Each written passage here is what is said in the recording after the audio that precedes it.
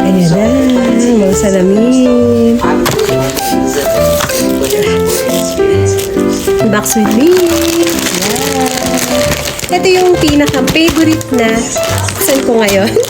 Bakit? Ano ba nasa laman nito? Pero actually, galing to sa head office sa Mega Gloria International HQ. So, alam niyo na ang laman nun. Buksan na. Bubuksan si Jared daw mag-open. Hindi ka naman kita sa video. Upo dito, bebe. Nakita ka sa unboxing. Dali. Open natin. Gupitin mo.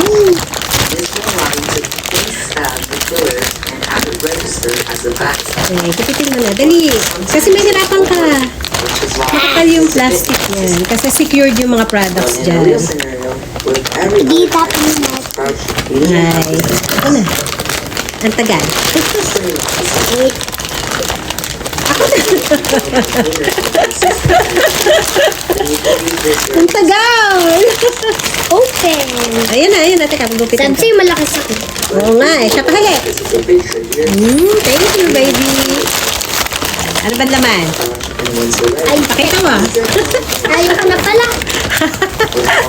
Ayun, spec daw. Siyempre, para sa business natin. Ayan. Dahil out of stock na. Ayan. Nag-replenish tayo ng mga products ng Mega Gloria International.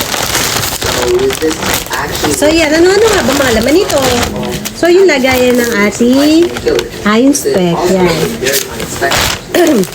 Excuse me.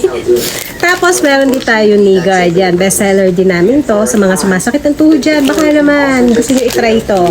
Napakaganda nito. And then, yan, sa mga sumasakit ng mga siko, yan, elbow joints, yan. Ganda din to. Yan. At itong nano cup, yan, mabenta din to sa amin. Para naman to sa mga lagi masakit yung ulo, may migraine, and then nakatulong din to sa mga nag-start pa lang yung mga dementia. Yan. Alzheimer's. So yan, dalawa pala yung nano cup. And ito yung nano sacks. Ayan. So kung sumasakit naman yung mga paa nyo dyan, yan, nanginimi, para may tusok-tusok, yung rayuma, best din po itong gamitin. At ito naman yung MGI hand nano gloves namin.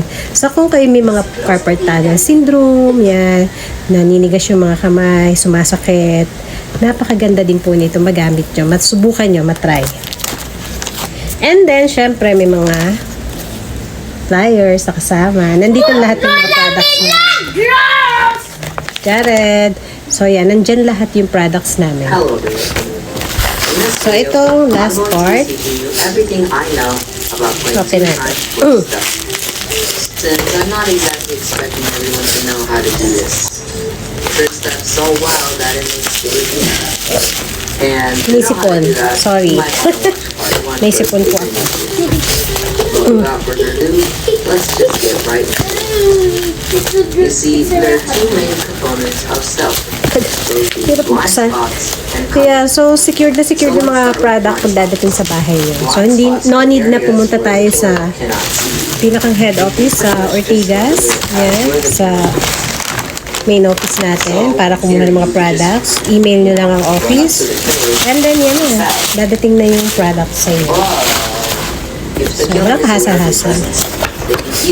So, yan. Ano nga ba laman? So, ito yung cloth na pang punas natin sa lens ng ating iron spec. Ayan na. Mga salamin. So, yan. M57. So, try natin. Ganda. O, diba? Which is why we use cover.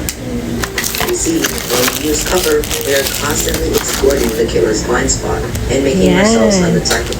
Ito yung photochromic namin. K32. Brown black. Brown frame. Tsaka yung temple niya is black. So ito yung paglabas mo, mainit. Magiging shade siya pag lumabas ka. Ay, grabe. Ang ganda talaga nito. Move yourself to another area in order to maintain staying in their blind spot. Ayan. And that's pretty much it. It really is that simple.